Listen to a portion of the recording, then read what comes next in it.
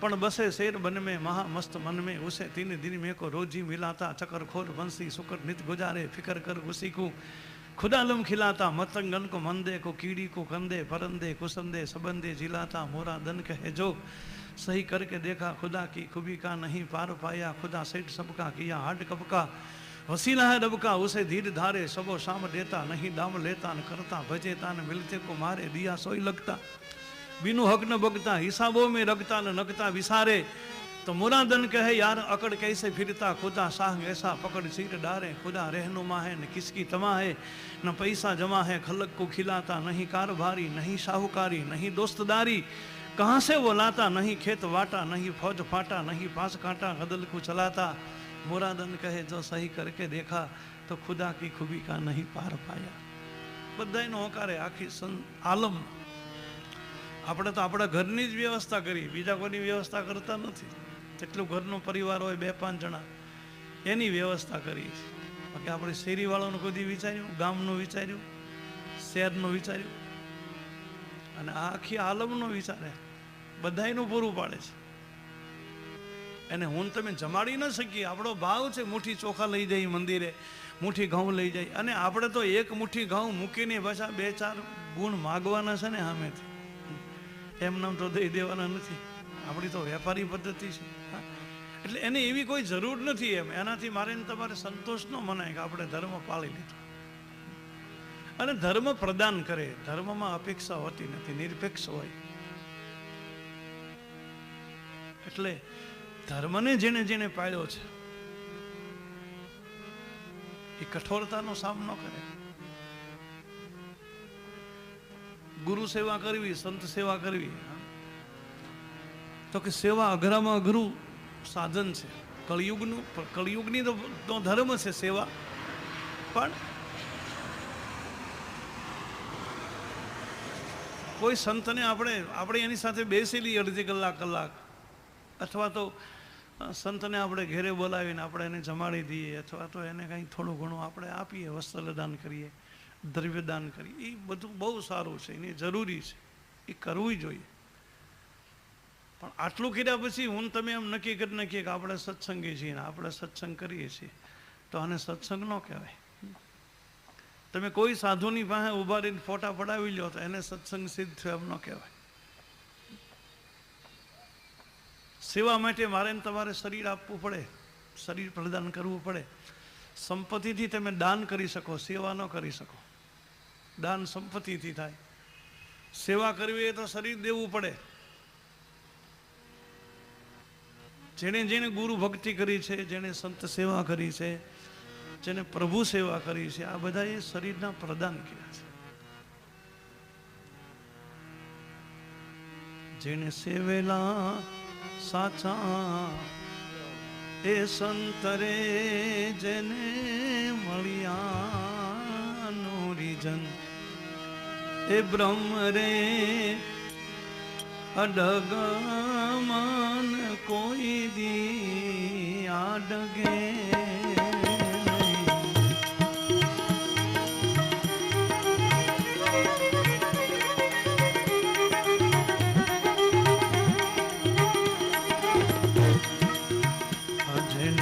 સેવેલા સાચા સંતરે જય મળ્યા બ્રહ્મ રે અડગન કોઈ દી આડગે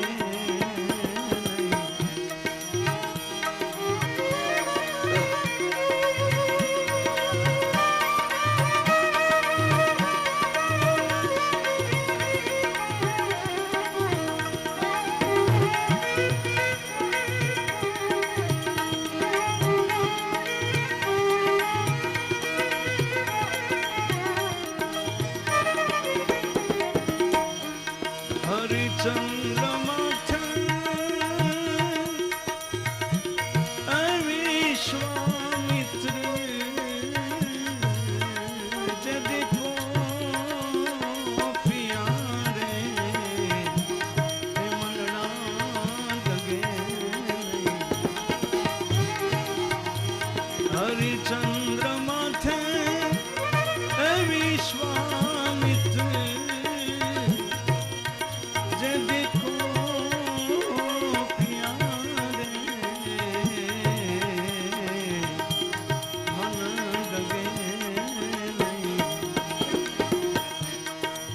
જાઈ ગયા છે ઓલા કાશી કે ઘાટ રે તે ડગમન કોઈ દી આડવે નહીં જેને સેવેલા સાચા સંત રે જેને મળ્યા નુરીધન હે બ્રહ્મ રે ડગમન કોઈ દી આડવે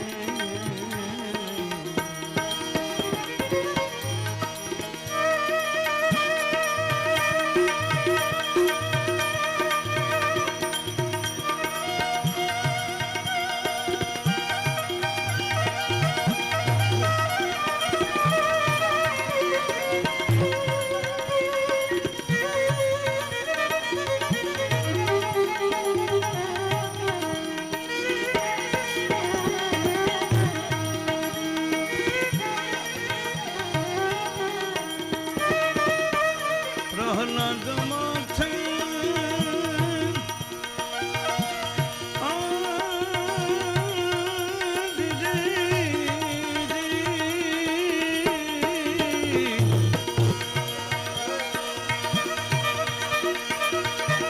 પ્રહલાદ માથે અજી હરણા કસ દેખો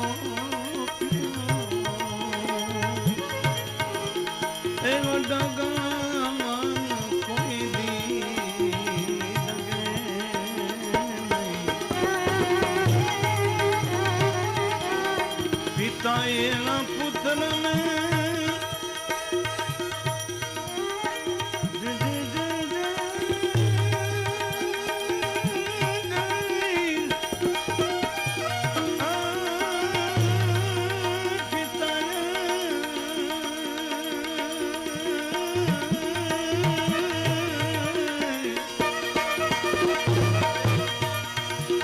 પિતાએ એના પુત્રને એ હોમી દીધો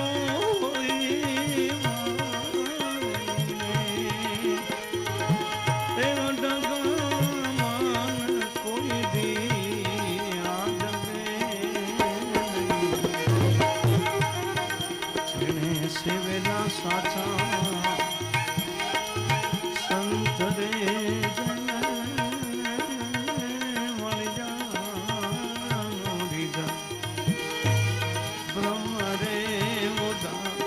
ડગમન કોઈ દી આડવે નહીં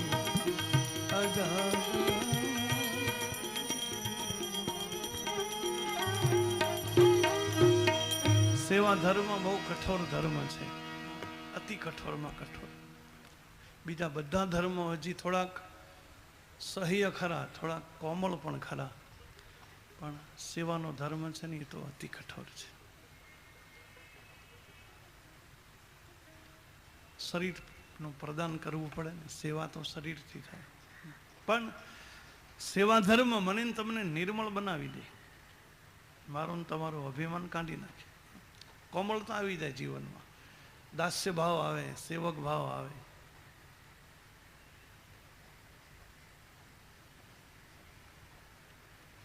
લોકોમાં ધર્મનું આચરણ નહોતું. નારદજી જ્યારે આવ્યા ધરતી ઉપર, કોઈ લોકો ધર્મને પાળતા નહોતા, બધા અધર્મથી ભરેલા હતા, પોતાના સ્વાર્થમાં ડૂબેલા હતા, અનેક પ્રકારના રોગથી પીડાતા, અસત્યવાદી લોકો હતા. નારદજીને બહુ દુઃખ થયું. આ લોકો એના કર્મથી જ દુઃખી છે, અને બીજું કોઈ દુઃખી કરતું નથી.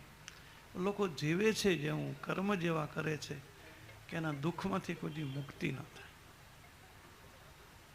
નારદજી ફરતા ફરતા વૃંદાવનમાં આવે છે.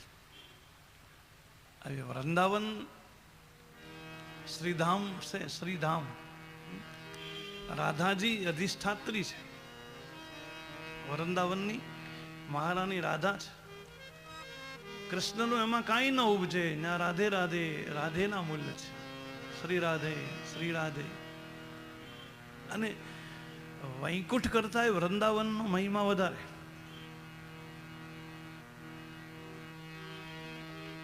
કારણ કે સંતોની એકવાર સભા મળેલી અને એમાં ચર્ચા નીકળી કે પરમાત્માના બંને ધામ છે. વૈકુંઠ પણ પરમાત્માનું ધામ છે અને વૃંદાવન પણ હરિનું ધામ છે. તો પછી આ બેયમાંથી મહત્વ કોનું વધારે? વૃંદાવનનો મહિમા વધારે કે વૈકુંઠનો મહિમા વધારે? તો કે એનો તો આમ જોક કરવો પડે, તોલ કરવો પડે. ત્રાજવા લાવો અને ત્રાજવામાં બે પલ્લામાં એક એક મૂકો. એક બાજુ વૈકુંઠ મૂકો, એક બાજુ વૃંદાવન મૂકો, અને એને પછી કોઈ જોખે એનો તોલ કરે તો ખબર પડે. પણ હવે આ બેયનો તોલ કોણ કરી શકે? એ તો અધિકારી કોઈ સાધુ હોય તો કરીએ કે કોઈ હરિનો દાસ હોય. એટલે ત્રાજવા લાવ્યા અને જે હરિદાસ હતા, સંપૂર્ણ પરમાત્મામાં સમર્પિત જે મહાપુરુષ હતા, એના હાથમાં દાંડી આપી ત્રાજવાની. બે બાજુ, એક બાજુ વૈકુંઠ મૂક્યું, એક બાજુ વૃંદાવન મૂક્યું અને એનો જોગ કર્યો. વૃંદાવન વૈકુંઠ દોઉ તોલે શ્રી હરિદાસ. કોઈ હરિનો દાસ બેયનો જોગ કરે છે. વૃંદાવન વૈકુંઠ દોઉ અને તોલે શ્રી હરિદાસ. આ હલ ભારી ભારી સો ધરણી રહ્યો અને હલકો ગયો આકાશ. ભારે પલ્લું હોય નીચે નમે, હળવું હોય થોડુંક પલ્લું ઊંચું થઈ જાય ને, એટલે જોગ કર્યો ને એમાં વૈકુંઠ ઉપર ઉઈ ગયું ને વૃંદાવન નીચે રહ્યું. એટલે વૃંદાવન ભારે છે અને વૈકુંઠ હળવું છે, એટલે તો વૃંદાવન નીચે. વૃંદાવન વૈકુંઠ દોઉ તોલે શ્રી હરિદાસ. ભારી સો ધરણી રહ્યો અને હલકો ગયો આકાશ. નરસિંહ મહેતા એટલે તો કીધું કનૈયાને, અમારે વૈકુંઠ નથી જોતું, અમારું વનરાવન છે રૂડું રે, વૈકુંઠ નહીં રે આવો. મારું વનરાવન છે રૂડું રે, વૈકુંઠ નહીં રે આવો.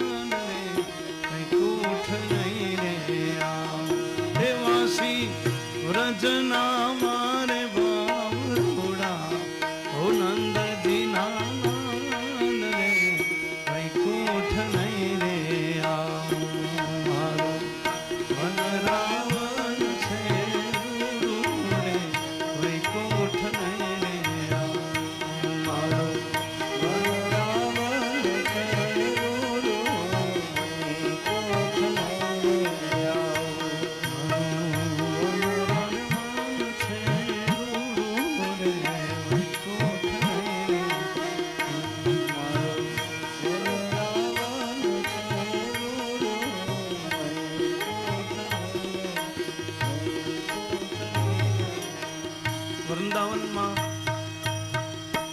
ભગવાન શ્રી રાધા કૃષ્ણનો નિત્ય નિવાસ છે. આજ પણ સાક્ષાત ભગવાન બિરાજે છે વૃંદાવનમાં. હા,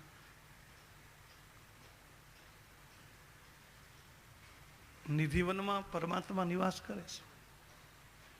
હરિદાસ મહારાજનો જે આશ્રમ છે ને, બેઈજો બાવરાના ગુરુ, તાનસેનના ગુરુ સ્વામી હરિદાસ, ત્યાં હજી રાત્રિમાં કોઈને રોકાવા દેવાતા નથી.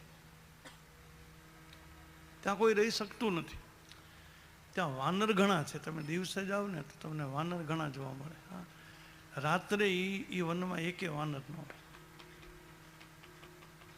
અને ત્યાં રીતસર પરમાત્માની રાત્રે પથારી કરવામાં આવે, પલંગ બિછાવવામાં આવે, લોટો જળનો કુંજ ભરીને મૂકવામાં આવે, એમાં 2 દાંતણ મૂકવામાં આવે રાધા કૃષ્ણના. અને સવારે તમે જઈને જુઓ ને તો દાંતના ચીરા પીડ્યા હોય, કોગળા કરેલું પાણી નીચે ઢોળાયેલું હોય છે. એટલે સાક્ષાત પરમાત્માનો નિત્ય નિવાસ વૃંદાવનમાં આજની તારીખે પણ ભગવાન વૃંદાવનમાં છે. પણ આ તો અનુભૂતિનો વિષય છે ને, વર્ણનનો વિષય નહીં, વિશ્વાસની વાત છે અને અનુભવ છે. હવે વૃંદાવન તો શ્રીધામ છે, રાધા રાની અધિષ્ઠાત્રી છે, મહારાની. નારદજી ફરતા ફરતા ત્યાં વૃંદાવનમાં જાય છે. નારદજીને એમ કે ભગવાનનું લીલાધામ છે, પરિભ્રમણ કરું, રમણ રેતીનો સ્પર્શ કરું, જીવન ધન્ય બનાવું. નારદજી હાથમાં વીણા લઈ હરિગુણ ગાતા ગાતા વૃંદાવનમાં જાય છે. એક સ્ત્રી બેઠી બેઠી રડે છે. આમ છે જુવાન, વૃદ્ધ નથી, પણ દુઃખની મારી એ વૃદ્ધ લાગે છે. એની આગળ 2 પુરુષો સૂતા છે. એ જુવાન છે પણ દુર્બળ પુરુષો છે અને મૂર્છા આવી ગયેલા છે બંને. અને સ્ત્રી બેઠી બેઠી રડે છે. નારદજીનું કંઈ બહુ ધ્યાન નથી. નારદજી એની રીતે ગતિ કરે છે. પણ પેલી સ્ત્રીની નજર નારદજી ઉપર પડી અને એ સ્ત્રીને એમ થયું આ કોઈ સંત છે, સાધુ છે. એટલે પેલી સ્ત્રી નારદજીને એક ક્ષણ માટે ઊભા રહેવા માટે વિનંતી કરે છે. ભો ભો સાધુ ક્ષણમ તિષ્ઠવા ચાર્યે તામસી દેહમ દર્શનમ સર્વલોકસ્ય સર્વ પાપ પ્રણશ્યતિ. ભો ભો સાધુ ક્ષણમ તિષ્ઠવા. અરે અરે સાધુ, એક ક્ષણ ઉભા રહો. તમારું દર્શન સમસ્ત લોકને પાપમાંથી મુક્ત કરવા વાળું છે. હવે સાધુ કોને કહેવાય? સાધુની વ્યાખ્યા શું? કપડાં પહેરવાથી સાધુ થઈ જવાય, તિલક કરવાથી સાધુ થઈ જવાય, જટા વધારવાથી સાધુ થઈ જવાય, શું કરવાથી? ઘણી બધી માળા ગળામાં પહેરલી તો સાધુ કહેવાય. સાધુ શરીરનું નામ નથી, સાધુ સ્વભાવનું નામ છે. સ્વભાવ સાધુ. સતનાની કથામાં સાધુ વાણિયો આવે. વાણિયા કોઈ દી સાધુ ભર્યા તમે? કરી દે બીજાને. સોંપડે સડી ગયો હોય ને તો એ.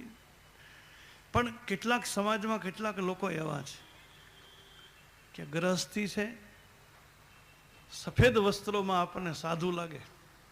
કારણ કે સાધુ છે ને એ વેશભૂષાનું નામ નથી, સાધુ વૃત્તિનું નામ છે. અંતરંગ જેની વૃત્તિ કેવી છે, જેનો સ્વભાવ કેવો છે, સ્વભાવનું નામ સાધુ છે. શરીરનું નામ સાધુ નહીં. શરીર તો ચામડાનું બનેલું છે, માટીનું બનેલું છે. માટીના વાસણને તમે ગમે એમ રોગાન કરી શકો, એમાં શું ભલામણ આવે? માટલું હોય, પાણી ભરવાનો ગોળો હોય, આપણા કુંભાર ભાઈઓ નથી અને રંગ રિપેર કરતા, પકાવીને પછી એની ઉપર ડિઝાઇન પાડે, ફૂલડા પાડે. એમ આ માટલું જ છે, માટીનું. હા, આની ઉપર તો ગમે એટલી ડિઝાઇન થાય, તો એની ઉપરથી નક્કી ન થાય. કપડા પરથી સાધુતા નહીં, वेशभूषा नहीं, साधु का कोई यूनिफॉर्म नहीं, वृत्ति का नाम साधु. चित्तनी वृत्ति सदा ए निर्मल राखे ए बदले नहीं व्रत मान.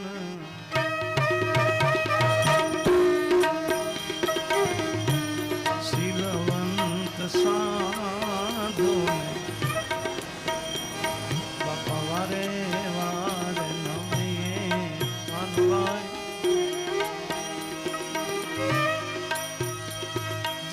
બદલે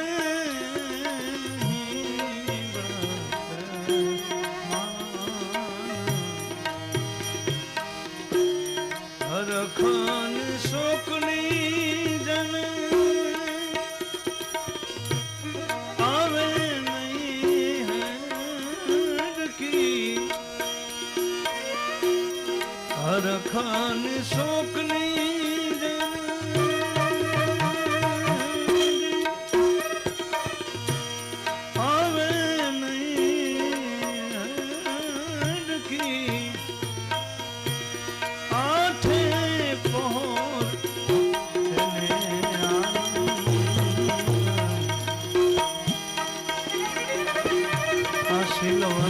સાધુ ને બાપા એ વારે વારે જન બદલે વ્રત નિજ રહે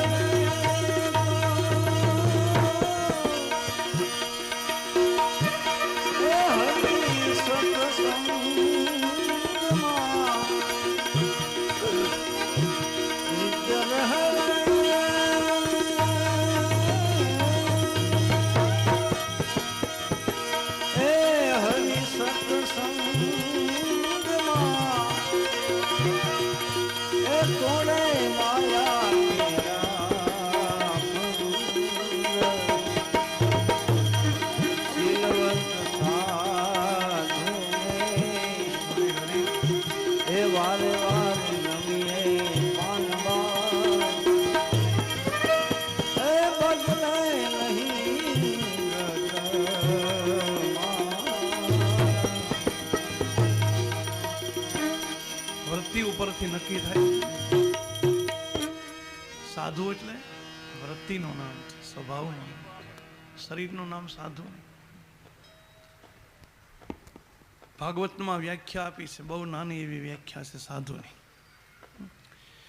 બસ આટલી જેની અંદર આટલી વસ્તુ મળે જોવામાં એટલે સાધુ સમજી લેવાના. પછી એ ગ્રહસ્થી હોય તો ભલે, વૈરાગી હોય તો ભલે, વસ્તીમાં રહેતા હોય તો ભલે, જંગલમાં રહેતા હોય તો ભલે, પેન્ટ બુશર્ટ પહેરતા હોય તો ભલે, અને ભગવા પહેરતા હોય તો ભલે, એની યારે કાંઈ લેવા દેવા નથી. પણ જેનો સ્વભાવ સરળ હોય, સ્વભાવ એકદમ સરળ, જેનું ભોજન સાદું હોય અને જેનું વચન સાચું હોય એનું નામ સાધુ. કાંઈ લાંબુ ટૂંકું યાદ રાખવાનું નહીં.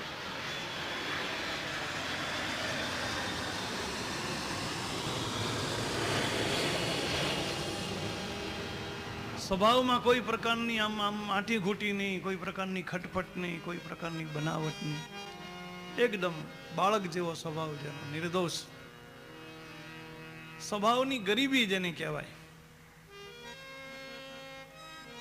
આવો જેનો સ્વભાવ. કોઈ રમત નહીં એમ સ્વભાવ, નો પોલિટિક્સ. ભોજન જેનું સાદું, સ્વાદુ નહીં. શરીર ટકાવવા માટે ભોજન લેવું પડે છે, હરિભજન કરવું છે. આ શરીર વગરનું હરિભજન ન થાય. તન બેનો ભેદ ભજન નહીં વરના. વેદોએ કીધું કે શરીર વગરનું હરિભજન કેમ કરવું, એટલે શરીર ટકાવવું પડે, એટલા માટે જમવું પડે. પણ કોઈ પ્રકારના સ્વાદ વગરનું, આમ ટેસ્ટી ભોજન નહીં, સ્વાદુ ભોજન નહીં. બસ અંદરની વૃત્તિઓને ઉત્તેજિત ન કરે, મારા ને તમારા મનને સંતપ્ત ન કરે એવું એકદમ સાદું નિર્મળ ભોજન, ચટાકેદાર સ્વાદિષ્ટ ભોજન સાદું ખાય. અને બોલે એ સાચું બોલે, ખોટું ન બોલે. એક કબીરે વ્યાખ્યા આપી સાધુની, દયા ગરીબી બંદગી સમતાશીલ સુજાન. 6 લક્ષણ કબીરે લખ્યા છે. દયાથી ભરેલા હોય, જેનો એક એક રૂવાડે દયા ભરેલી હોય, સ્વભાવની ગરીબી હોય, એટલા બધા કોમળ હોય, નિરાભિમાની હોય સાધુ કે તમે એની ગાંઠ વળો તો ગાંઠ વળી જાય, એટલા બધા ખૂણા હોય. ભલા દયાથી ભરેલા હોય, સ્વભાવથી એકદમ નિર્મળ હોય, ગરીબ. દયા ગરીબી બંદગી સમતાશીલ સુજાન. જેની બંદગી ચાલુ હોય, જેનું ભજન ચાલુ હોય, સાધુ છે ને અંદરથી ભજન ચાલુ હોય એનું. યા નિશા સર્વભૂતાનામ તસ્ય જાગૃતિ સંયમી, ગીતાનો 15મો અધ્યાય. જેને મંત્રને શ્વાસમાં ઉતારી દીધો હોય, નાભીમાં ઉતાર્યો હોય મંત્ર, જેનું ભજન અખંડ ચાલતું હોય, પછી એને હોડથી બોલવું ન પડે, એને મોઢાથી બોલવું ન પડે, એને હાથમાં માળાની જરૂર નહીં. હા, દાદુએ લખ્યું, સંત દાદુએ, માલા જપો ને કરે જપું, જીહવા જપો ને રામ. સંત દાદુ કહેવે, હું માળા બાળા કઈ ન ફેરું, હું કઈ જીભથી રામ રામ ન કરું. માલા જપો ને કરે જપું, જીહવા જપો ને રામ, સુમિરન મેરા હરિ કરે ઓર મેં પાવું વિશ્રામ. દાદુ કે હવે મારું સુમરણ હરિ કરે ને હું આરામ કરું. ભલા મણા, મેં તો પ્રાણમાં વણી લીધો જ મંત્ર, કારણ કે નાભીમાં પ્રાણ છે, હૃદયમાં પ્રાણ નથી. ભલે આપણે એમ કહી કે મારા રુદિયામાં રામ બેઠા, ને તમે રુદિયાનો ફોટો પડાવજો હોસ્પિટલમાં જઈને, એક્સરે પડાવજો, એમાં ક્યાંય રામ ન આવે, એમાં બીજું ઘણું બધું આવે, સુગર આવે, ડાયાબિટીસ આવે, બીપી આવે, આ ઘણું બધું આવે, પણ રામ ક્યાંય ન આવે, કારણ કે હૃદયમાં રામ નથી. આત્મા જેને કહેવાય, શ્વાસ જેને કહેવાય, એનો નાભીમાં અવાજ છે. કારણ કે બાળક જ્યારે માતાના ઉદરમાં હોય ને, ત્યારે બાળકને શ્વાસોશ્વાસ લેવા પડતા નથી. માતા જે શ્વાસોશ્વાસ લે એનાથી બાળક જીવે છે. 3જા સ્કંદમાં કથા આવશે, કપિલ ગીતામાં કથા આવશે આપણે. પણ બાળક જે માતાના ઉદરમાં હોય ને, એ માતાના શ્વાસથી જીવે. બાળકને શ્વાસોશ્વાસ લેવા ન પડે. અને બાળકનું અને માતાનું જે જોડાણ છે ને, એ નાભીથી છે. બાળકની નાભી ને માતાની નાભી. એટલે તો બાળક જન્મ્યા પછી નાલ છેદન કરવું પડે છે. એનું કારણ શું છે કે એ જે કનેક્શન છે, નાભીનું કનેક્શન છે. એટલે પ્રાણ છે ને, એ નાભીમાં વસે છે. વાણી 4 પ્રકારની આવે. એક વાણી મોઢામાં રહે, એક વાણી કંઠમાં રહે, ત્રીજી વાણી હૃદયમાં રહે, ચોથી વાણી નાભીમાં રહે. મોઢામાં જે વાણી રહે, મુખની અંદર, એને વૈખરી વાણી કહેવાય. એ ચાલુ વાણી, વ્યવહારમાં બોલાય, બજારે બોલાય. પછી તમે મંત્ર જપવા પડો ને મંત્ર સૂક્ષ્મ થાય તો મંત્ર કંઠમાં ઉતરે, ગળામાં ઉતરી જાય વાણી. એકદમ ધીમા અવાજે મંત્ર જપાય કે તમારો અવાજ તમે સાંભળી શકો, બાજુવાળો ન સાંભળે, એટલા ધીરા અવાજે. તો એ વાણી મધ્યમાં થઈ ગઈ કહેવાય, કંઠમાં ઉતરી ગઈ કહેવાય. પછી ત્યાંથી વાણી નીચે ઉતરે હૃદયમાં, એને પસંદથી વાણી કહેવાય. અને એમાંથી જો મંત્ર ધીરે ધીરે નાભીમાં ઉતરી જાય, નાભીમાં જે વાણી છે ને, એ પરાવાણી છે, એને શબ્દ નથી, એ ભાષા નથી, એ કેવળ ભાવ છે, કેવળ ઈશારો છે. અને પછી પ્રાણમાં જ્યારે મંત્ર વણાઈ જાય ને, પછી શ્વાસોશ્વાસની હારે મંત્ર જપાય. જેટલા શ્વાસોશ્વાસ લેવાય એની હારે મંત્ર જપાય. પછી જીભથી બોલવું ન પડે, હાથમાં માળા લેવી ન પડે, સામે ફોટો રાખવો નહીં, અગરબત્તી રાખવી નહીં, દીવો રાખવો નહીં. મંસૂરે લખ્યું છે, અગર હૈ શોખ મિલને કા તો હરદમ લો લગાતા જા, પકડ તો જસ્ત દામન કા ગુલામ ઉનકા કહાતા જા, તસબી તોડ માલા ફેંક કિતાબે ડાલ પાણી મેં, ના નખ રોજા ન મર ભૂખા. રોજા રાખમાં, ઉપવાસ કરમાં, ભૂખો શું કામ મરે? किताब को डाल दे पानी में, तस्बीह को तोड़ दे, माला को फेंक दे, क्या जरूरत है? कोई सदगुरु का पल्ला पकड़ ले, हो जाएगा कल्याण. પણ આ મંસૂર લખીએ કે ઊંચી ભૂમિકા. સંત દાદુએ એમ કીધું કે મારે હવે કાંઈ જપવું ન પડે, મંત્ર એ રીતે જ જપાય. મંત્ર નાભીમાં ઉતરી જાય, પ્રાણમાં ઉતરી જાય, પછી શ્વાસોશ્વાસમાં મંત્ર વણાઈ જાય. અજપા જાપ જેને કહેવાય. હર હર સમર કર કર હામ રાધા કૃષ્ણ સીતા રામ, હર હર સમર કર કર હામ રાધા કૃષ્ણ. એટલે દાદુએ કીધું કે માલા જપો ને કર જપો, જીગવા જપો ને રામ, સુમિરન મેરા હરિ કરે મેં પાવું વિશ્રામ. कबीरा मन निर्मल भयो जैसो गंगा नीर. कबीर कहे मेरा मन इतना निर्मल हो गया, गंगा का नीर जैसा निर्मल हो गया.